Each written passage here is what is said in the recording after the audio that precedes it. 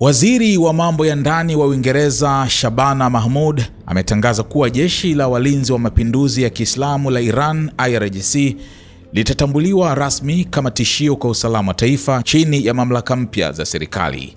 Hatua hiyo itaiwezesha serikali ya Uingereza kupiga marufuku aina yoyote ya uungaji mkono kwa jeshi hilo ambalo kwa mujibu wa Uingereza limehusishwa na vitisho vya mauaji, mashambulizi na vitendo vya vitisho ndani ya nchi hiyo.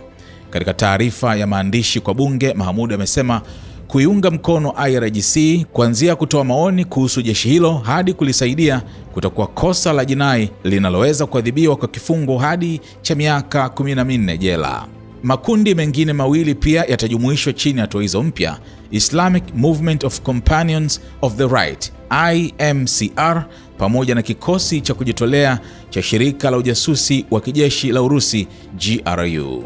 Mamlaka hizo mpya zitaipa polisi na vyombo vya ujasusi uwezo mkubwa zaidi wa kukabiliana na ujasusi, uingiliaji wa kigeni, hujuma na mashambulizi ya kimwili yanayohusishwa na makundi hayo. Mamlaka ya Uingereza zinaamini IRGC imeelekeza mashambulizi kadhaa dhidi ya maeneo yanayohusishwa na jamii za Kiyahudi na Israel nchini humo. Shirika la ujasusi la MI5 pia limebaini takriban mipango 20 iliyoungwa mkono na Iran ambayo ingeweza kusababisha vifo ndani ya Uingereza katika kipindi cha mwaka mmoja uliopita. Waziri Mkuu Keir Starmer amesema Uingereza haitokubali kutumiwa na mataifa ya kigeni kama eneo la kusambaza hofu, mgawanyiko na vurugu mitaani. Iwapo hatua hizo zitaidhinishwa na bunge, watu watakaotekeleza hujuma kama uchomaji moto au mashambulizi kwa niaba ya makundi hayo wanaweza kukabiliwa na kifungo cha maisha.